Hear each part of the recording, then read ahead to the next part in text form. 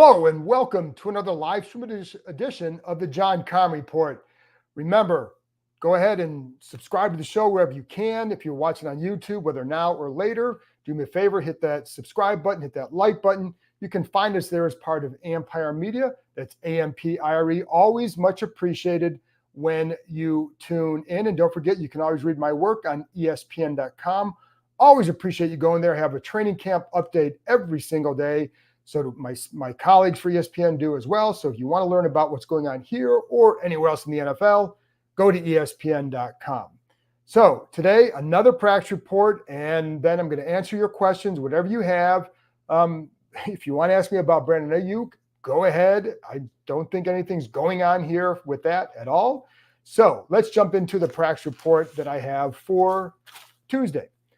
Pretty hot one, folks. But the big news came before practice when, as expected, Washington coach Dan Quinn said that Jayden Daniels would start the preseason opener against the New York Jets. Now, they also released a depth chart today, and at 9 o'clock, we were going to find out that he was the starter because he would have been listed as number one. Now, when we talked to Quinn, we didn't know that as yet, but Quinn did say he was number one in the depth chart. He's going to start against the Jets. We don't know how much he's going to play in that preseason opener. He's going to practice more against the Jets on Thursday than he will play in that game. So it's going to be a really important practice for him. Then he will play, I'm going to guess, a couple series. I don't know how much yet. So that's what I know for now. So again, not a surprise. Based on practice, this is the only way you could go. And also based on logic. Like, we know he's going to be the starter eventually. It's just a matter of them being comfortable with each step of the way, where he's at and just how he's developing. And they've been very comfortable enough to, over the last several practices, he's been the first guy going out in the 11-on-11 work with the first group. So that obviously matters. And then against, to be honest, you don't want to put him back there behind the second or third offensive line in his first preseason game if he has earned what he has earned. And one thing Quinn said, he has earned this. And I think, it's funny. I think some people get a little bit caught up in whether or not he's been named or not the starter. What matters is what we're seeing on the field. They're giving him all these reps. Whether they officially say this or not is kind of irrelevant because it doesn't change what they're doing. He's been earning more and more reps. I think it's been good for the other players to see this. And if you're going to preach competition, then you got to follow through with that. But again, it's not like he's been missing out on a lot of reps. Like, he's getting all those reps with the starters. I think they do a good job of doing that. And there are a lot of ways to build the chemistry. I think the number one thing that he does to build chemistry with his receivers is communication. That's how you do it. Like, you can take all these reps, but if you're not getting on the quote unquote same page, I think I've used that phrase 100 times this week, but if you're not getting on the same page, then through communication, it's going to be difficult. And one thing that Terry McLaurin told me, and I'm going to have a story on this later, talking to Terry and about maybe finally having a guy you can build with. But he said that when he was talking to him, he's asking, he said Jayden was telling him where he's going to put the ball on a certain pass. And he said he's been putting it right there on this back shoulder, whatever it is. He's been putting right there. So like, that's how you start to get on that page. And, that he said there have been times where like a little signal, he'll give him a little signal based on the leverage, and that will tell him things. Like, all that stuff is how you start to build it. It's not just about like, oh, he's doing this. It's the communication, and you can do that. And they cycle through so many receivers. It's not like when he wasn't working with the first team, it's not like he wasn't getting reps with those guys. So anyway, we all know where this is headed. He's shown no reason to think that it's going to go any other way. So that's what we know for now. And one of the things that Cliff Kingsbury said about Daniels that he is really liked, and again, I keep stressing the behind-the-scenes stuff because I think that's been the most important stuff, is that he said that when he comes into – I'm going to read this quote because when he comes into practice or in the film room that – you can find us there as part of Ampire Media. Whoops. Ampire, always much appreciated. Well, I don't know what's going on here. And don't forget, you can always read my work on ESPN.com. Always appreciate you going there. Have a training camp update every single day. I don't know. Hold on one second here, folks.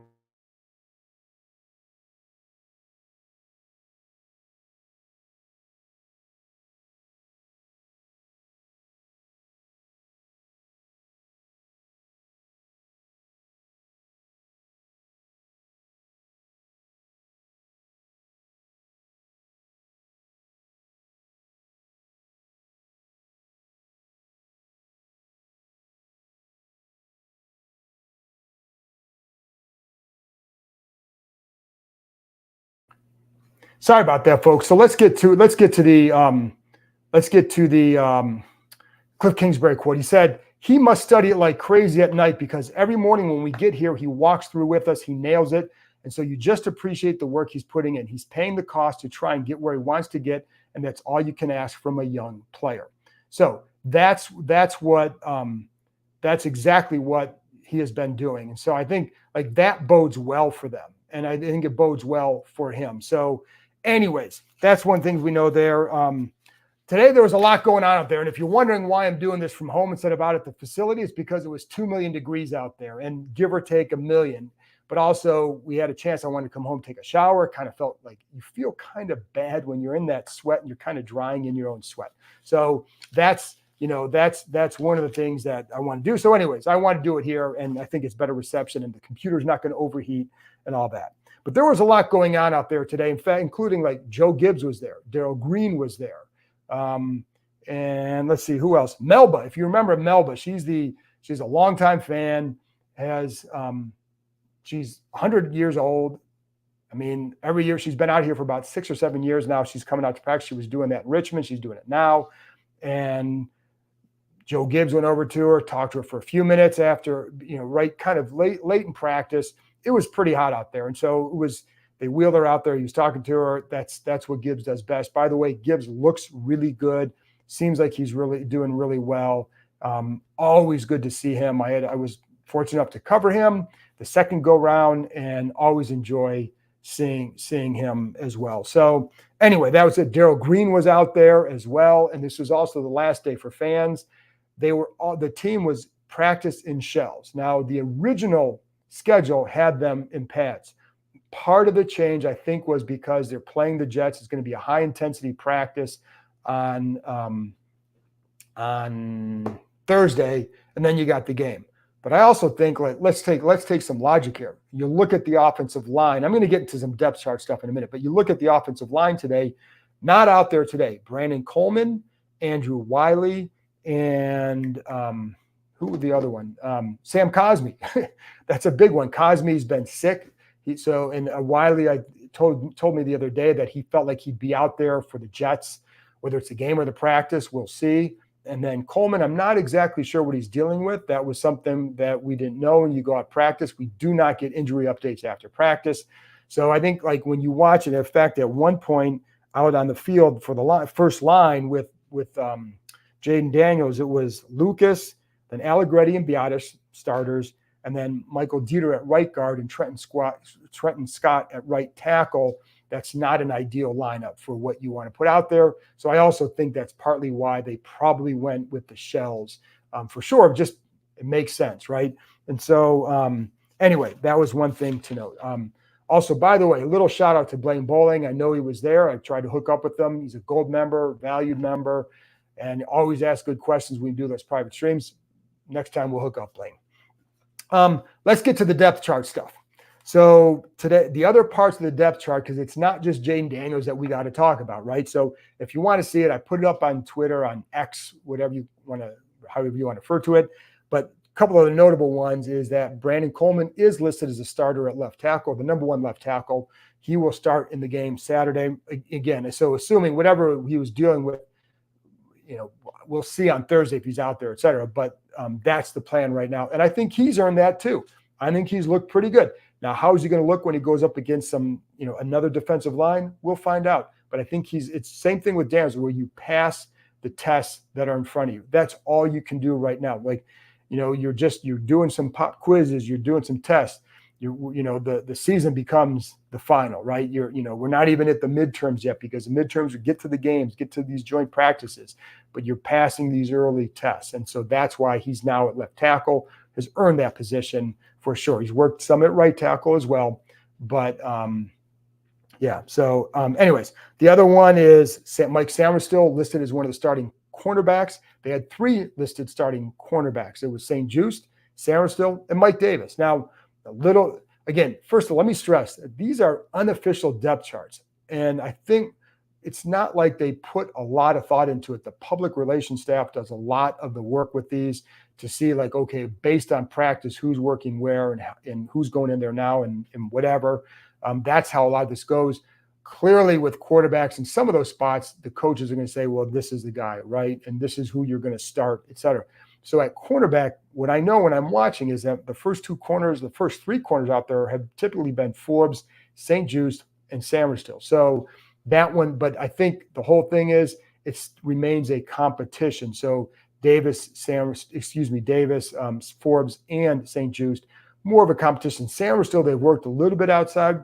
He's really good in the slot. That's where he's expected to play. So the fact that he's starting, and I'll get to something that Joe Witt talked about with him in a minute. Actually, I'll say it now because like with Samerstill, one of the things he said, he doesn't act like a rookie, that he loves how the questions he asks in meetings, and he loves the maturity and his presence. Really good in the room. So that's what he's adding in addition to being what looks like a guy who can help them from the corner, or excuse me, at slot corner. So, but there you go. So that was another one. Jamin Davis listed as an outside linebacker behind Dante Fowler, who's also obviously listed as an outside linebacker. They worked a lot at edge. Davis continues to work more at the edge. He's working from a 2-point stance, sometimes from a 3 or a 4-point stance at defensive end. One thing that Witt talked about today is he likes how Davis is starting to play against the run from that position. So again, work in progress with him. Going to take a few minutes to get him going. First kick returner, Noah Benegeni, and then Kaz Allen. So, and that's kind of, Noah had a good return. I think I mentioned this here the other day, had a nice return in practice the other day, and Kaz Allen has shown some things too. I saw today they did some one-on-ones, and because there was so much other stuff going on, I didn't get a chance to see a lot of it. But one of the ones I saw was Kaz Allen putting a nice little move on someone and getting open, using that quickness. That's what he has, which can make him an effective returner. He's got ball security is going to be a big issue with him. And do they think he can help them from scrimmage if they needed it? Because if you're going to keep him active and there's an injury, you need to make sure he can help you from scrimmage as well, because you do have other options at kick returner. Samerstill, I think Austin Eckler, if they wanted to put him back there, would be really good back there as well. So, they do have some options, but Kaz Allen will get a good shot because he does have that quickness that can help for sure. And then the first punt returner, Jamison Crowder, Jahan Dotson was listed after him.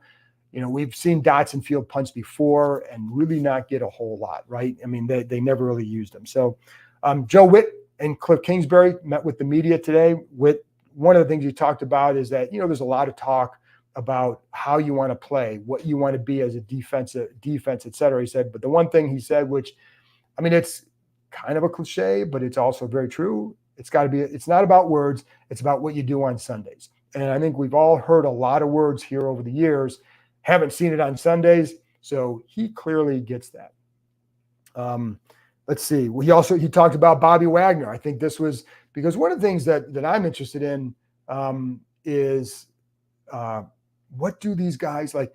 We know as you get older, there are things you can no longer do. You're not going to run quite as fast. You're not going to jump quite as high, whatever. But what can you do as you get older? Because as you get older, you gain a lot of wisdom and experience. How does that help you? And not only for Wagner, not only does it help him, it helps those around him, because the more information he processes, the more he can relate to others, because he's seen just about everything. So that's one of the things that really helps. He's still a very good tackler. But the one thing, it's funny because one of the things that Witt said that has surprised him about Wagner is what he sees in practice. And like, they have these ball pursuit drills, and he's routinely the first guy there, or the first linebacker there, or one of the first guys there. And he said he even told Wagner, you don't have to run like that every time. Like, they understand, like, what you're doing, et cetera. Wagner just does it. And I think that's where you want to say, like, how does a guy become a future Hall of Famer? It's that.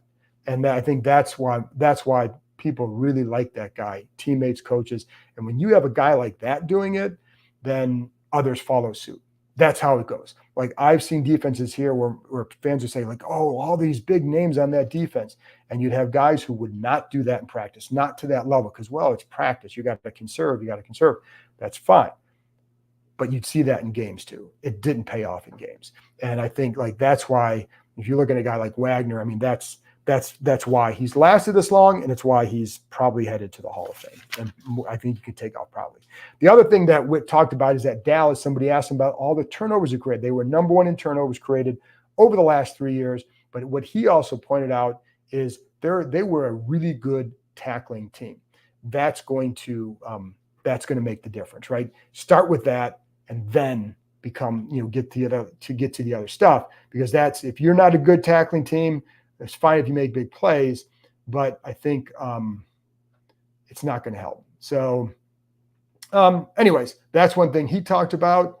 And then Kingsbury, I talked about him.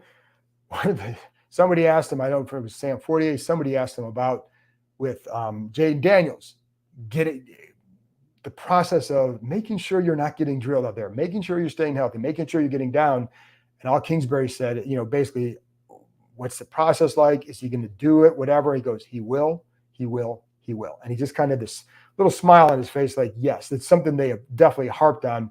The other thing he pointed out, this is where Marcus Mariota helps, because Mariota had a similar style coming out, and he can help him. Just you have to learn when to do it, when not to, because you don't want to take away his ability to make plays with his legs, because that's what makes him special. Like, he's a really good passer. He can be really good in that area, but what takes him to another level is the ability to scare the hell out of defenses with those legs. And the instincts he has too. And that's going to be something big too, is honing that. And I think, to be honest, it's probably going to take a couple of hit or two to get him to understand, like, oh, okay, here's where you got to get down. Here's where you can live here's where you can throw it out of bounds. Here's where you can try to extend. Third down, red zone, try to extend it, right? Some other times, don't worry about the extra 5 yards, get out of bounds, get to the next down. Anyway, the other thing Kingsbury talked about in Austin Eckler said he hasn't lost a step.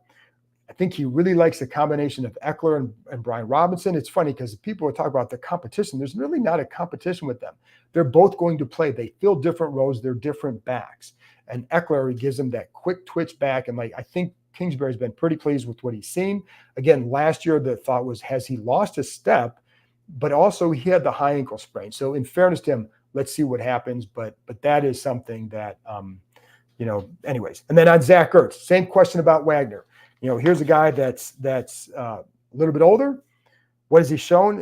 And one of the things that Kingsbury talked about is how quarterback friendly he is, and just the target he presents, and knowing where to get to make himself quarterback friendly, and how to sit in a zone, where to place yourself against certain zones, et cetera, when to drift with the quarterback, just making sure you present to the quarterback in a way where it makes it very easy for him to get the ball to you.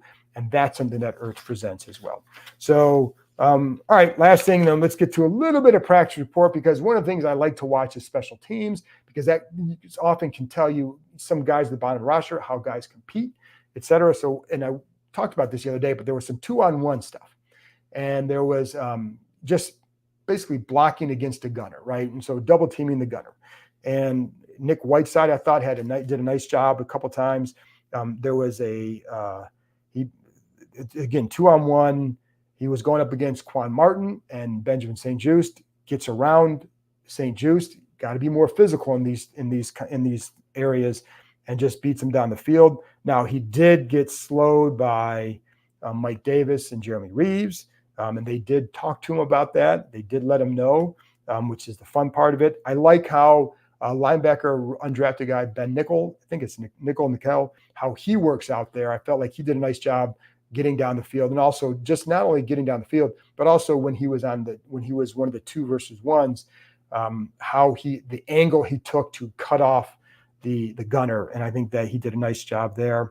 The best ball of today for Jayden Daniels, he had a deep out that I saw Zach Ertz. Ertz makes a one-handed grab. Jeremy Reeves actually had pretty good coverage, but a nice grab by Ertz. The thing I don't know on the play is Daniels may have been sacked. So, and sometimes it's hard to tell. Like, there was another play earlier where he kind of escapes and makes a throw. Would have been sacked on that one too. KJ Henry was part of a good stunt, and a defensive tackle got in there. I couldn't tell. I wasn't sure who it was, but I know KJ Henry was part of the stunt. Did a nice job getting in there as well. So, and then Daniels had a deep ball to Bryson Tremaine, and nice catch, beats Mike Davis.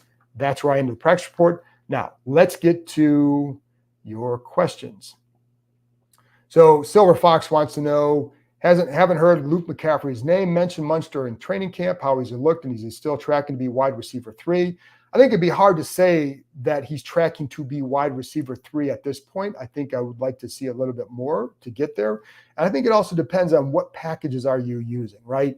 So I think right now, De'Ami Brown probably been in there a little bit more. I think the other part where what helps McCaffrey is the ability to run routes from different spots. And they're going to move guys around. Like McLaurin's going to run routes from the slot as well. So right now, I would probably look at De'Ami Brown maybe a little bit more in that role right now. Now, let's see, again, practice his games where he's at, because there's some days where I think McCaffrey looks pretty good, and the other days where you say, okay, maybe you need to see a little bit more separation here or there. But still, again, he's only been the receiver for 2 years. So not an easy thing to do at all. So, I wouldn't say that he's had this great, I wouldn't say like when McLaurin was a rookie, he jumped out. Like you knew that he would it's like, oh my gosh, this guy's going to be really good. I can't say that we've seen that from McCaffrey. What I've seen are some traits. And again, McLaurin was a receiver his whole life. So, and really put a lot of work into that and had some really good receiving talent coachings at Ohio State. So with McCaffrey, I think there's a process, right? And I think there's some things you see, like I like some of the, I think he can help you in some physical ways as well. So I think there's a lot of things you can do, but as a pass catcher, it's not like he's just there early. There sometimes he jumps out, and other times like, okay, still want to see a little bit more. So anyway.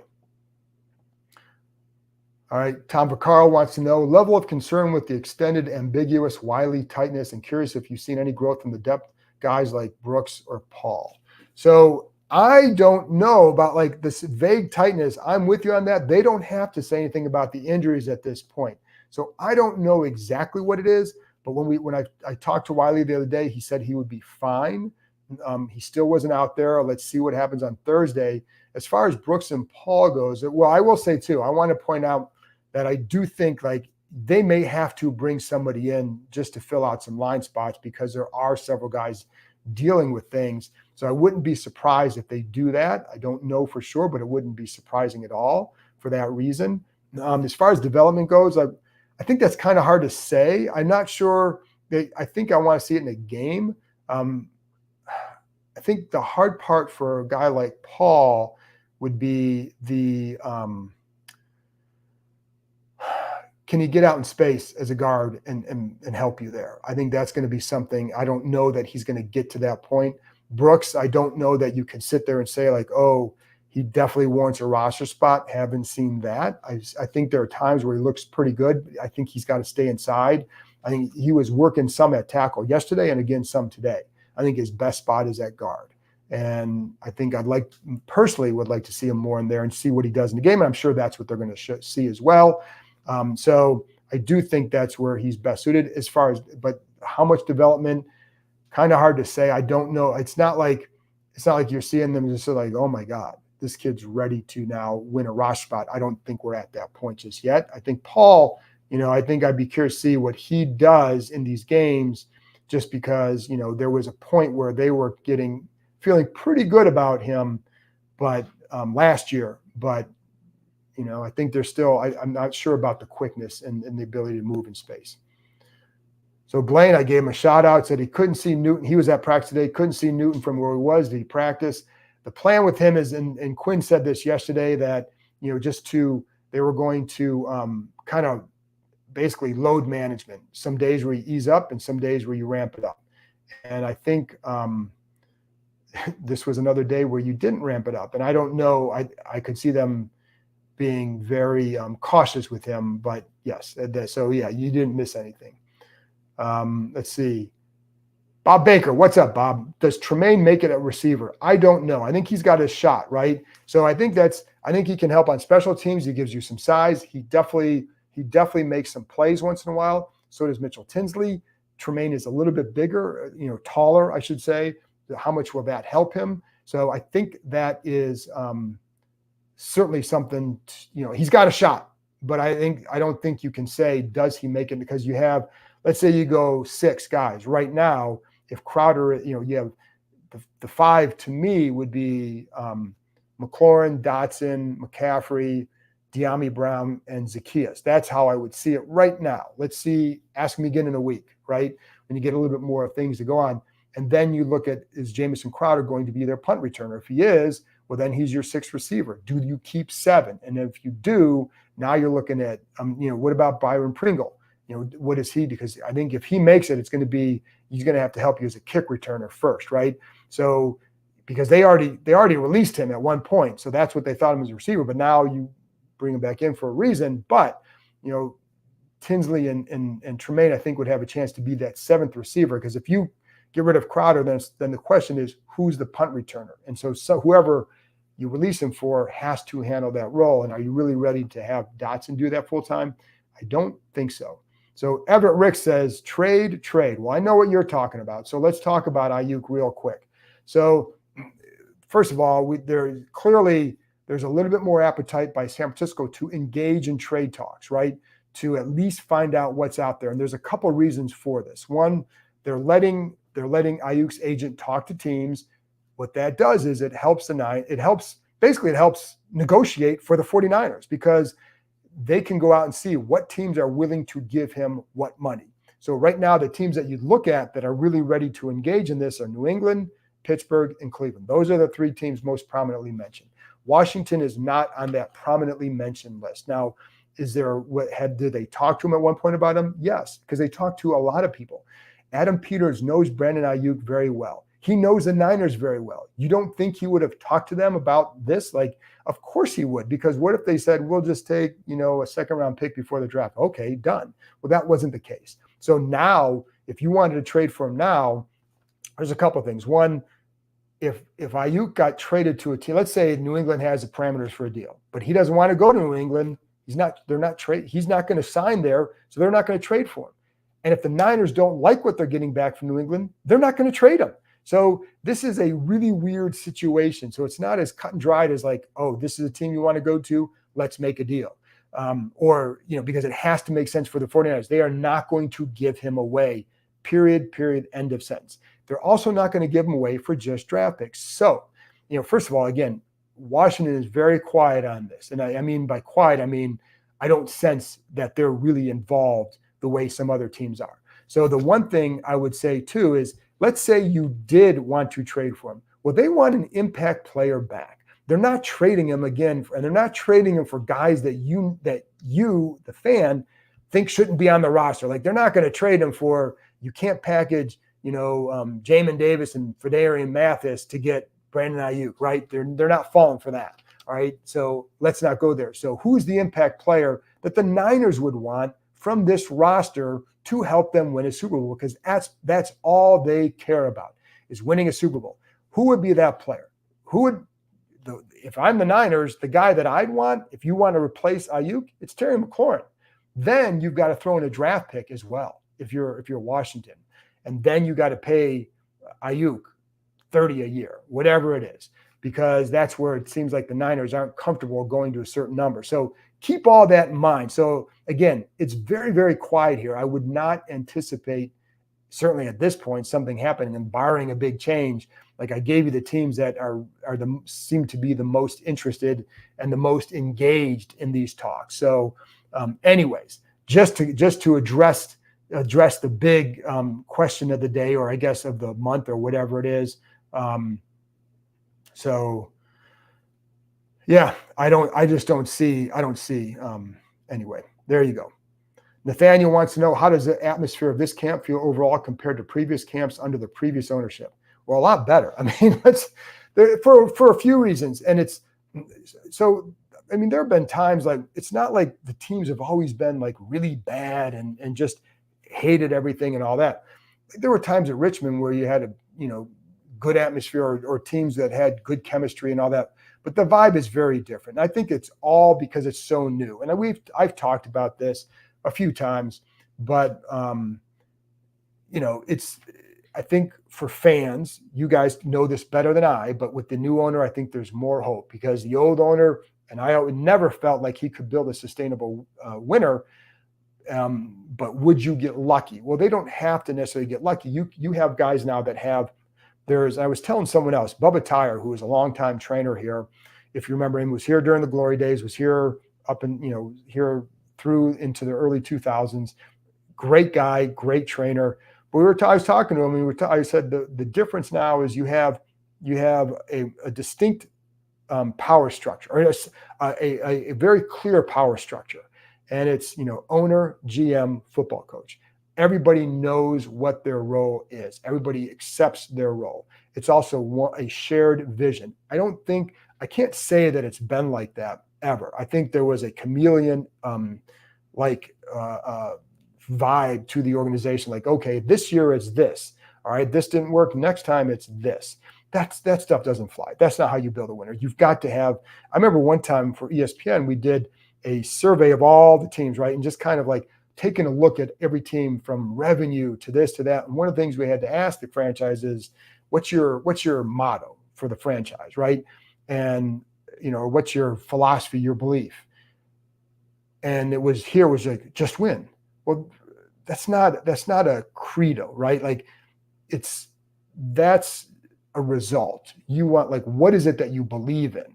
What's the structure you believe in? What's the blueprint? I never felt there was a blueprint. I do feel like there's a blueprint now. So the vibe, and because of all that, and because of a rookie quarterback, because of a coaching change, because of a very energetic staff, and because there's a lot of new players, the vibe is very different. Now, what that means for the season, I don't know. I think they'll max out whatever that means, whether that's 7 wins, 8 wins, 9 wins. I don't know. But the vibe has been very good. When I've been around teams with good vibes, typically, and sometimes there was one year where they were 9-7, but I felt like early in the year they were, I can't remember what year it was, but it was John Jansen was here and all that. So it was back a few minutes. Maybe it was one of the Gibbs years.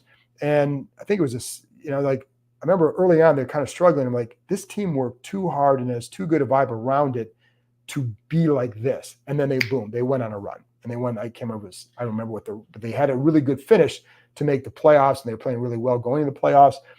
That, you sometimes you get those vibes, but I don't know what it's going to mean for this group, because I think there's so many questions about, like, when will Daniels, when will he make it? I mean, when will he become that kind of guy? Will the O-line be good enough? Will the corners be good enough?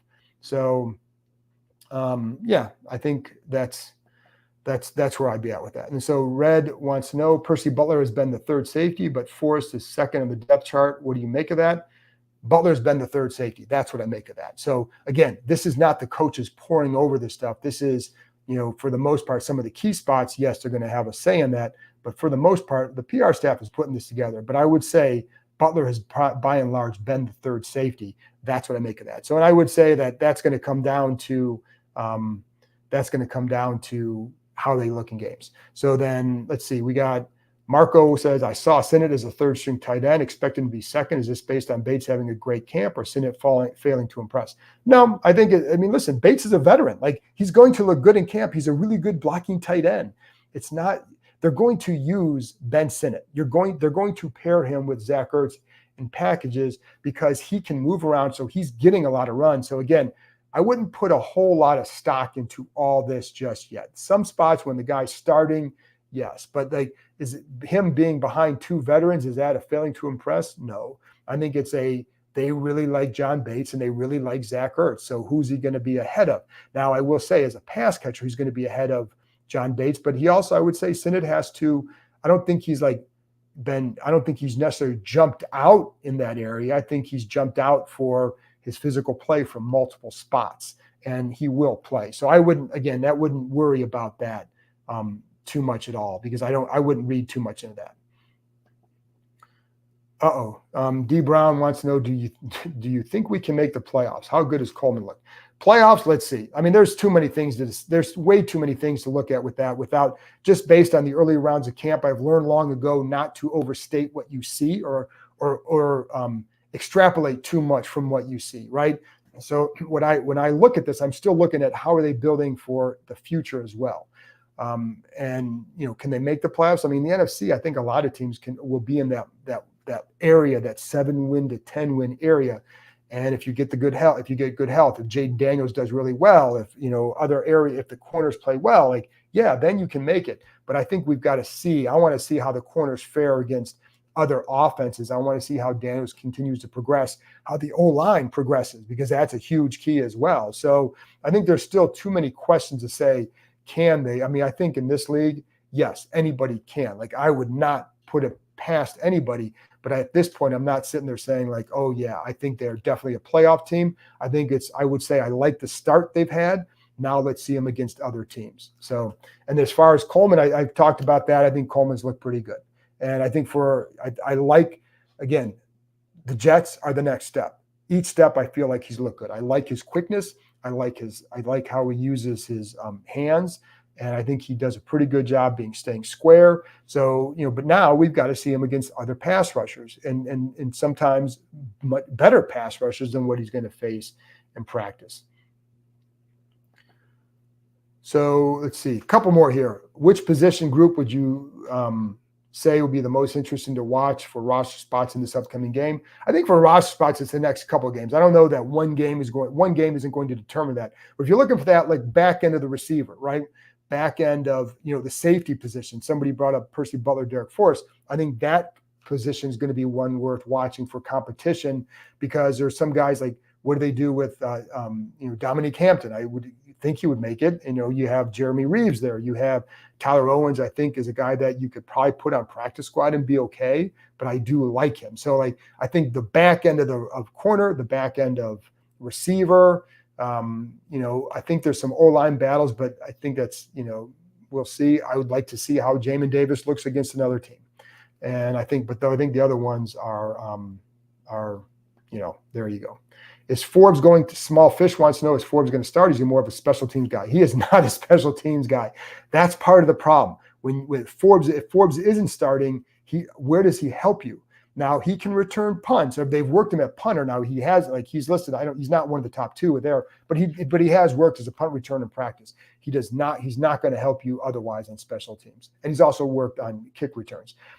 Is he going to start? Well, he's been, and I know the depth chart has him right now number 2 behind Davis, but in practice, he's been consistently going in there with the starter. So that's what I know there. So I go by that more than I go by the depth chart. Because that's where, because again, the depth charts are very, very unofficial. And they, while it garners a lot of discussion, I don't think that it's, again, let's not overreact to all of it. But I think the key was that Daniels is going to start. So let's see. SJ Magic, like the Lions a couple years ago when they started 0-8, but every game was a fight. It looked like they could win. That's what I want, a team who fights and doesn't quit by halftime. Yeah, I think that's what everybody wants. But you want some W's too. I think they're better off than where the Lions were at that year. But I do think, like that team, what you want is lay the foundation and establish who you are, the identity, not just of your offense, your defense, as a program, as a team. That's one of the things they said they wanted to do. And I think that's the intent this year. So yes, I think that's a good, way to look at it, is that, establish who you are as a program. So if they do that, and I think they'll be better than 0-8. If they're 0-8, I think there's some problems. If they're 0-8, it's going to be an interesting trade deadline. I'll tell you that. But I do think you're right. Like, what you want to see is a more competitive version. And it's funny because in the first couple of years, even under Rivera, I felt like they were getting there. I just felt like last year they plateaued in 2022, and they bottomed out a year ago. And by halftime, as we saw in some of those games, it was bad. Now some of those games they started to come back. It was the Bears. I mean, but still, it was not good. And I would be surprised if that kind of stuff happened this year. So last one here, folks. I appreciate you guys tuning in. And just as a reminder, I will be back on Wednesday. I'm going to be talking to Nikki Javala later today, just to get some of her camp impressions and go over some guys, and lay the groundwork for the joint practice, and then looking ahead a little bit to the game. But Nikki will be on here Wednesday, and then I'll be back after the joint practice Thursday. We'll have another one Friday, after the game Saturday, blah, blah, blah, blah, blah. Anyway, so is it Niffer? Who's going to be our starting secondary, do you think? Who do I think? So right now, based on practice, it would be Quan Martin and Jeremy Chin would be the safeties. If they went to a 3 safety set initially, then it would be Percy Butler. That would be the guy. That's how they've looked so far. And the 3 corners out there would be Forbes, Samerstill, and St. Juste. Now, again, they did have Forbes behind Mike Davis on the depth chart, but again, Forbes has been going out there. So right now, but that's where it stands right now. How it goes in a couple weeks. Let's watch what happens this week, next week, and the week after, and then ask me again. So anyway, folks, that's all I got for you today. I appreciate you tuning in. Appreciate all the questions and the comments. Always enjoy this. I'll be doing more of these, periodically. So, and I appreciate you taking time out during the day. I hope you're not getting in trouble at work, and I will talk to you next time.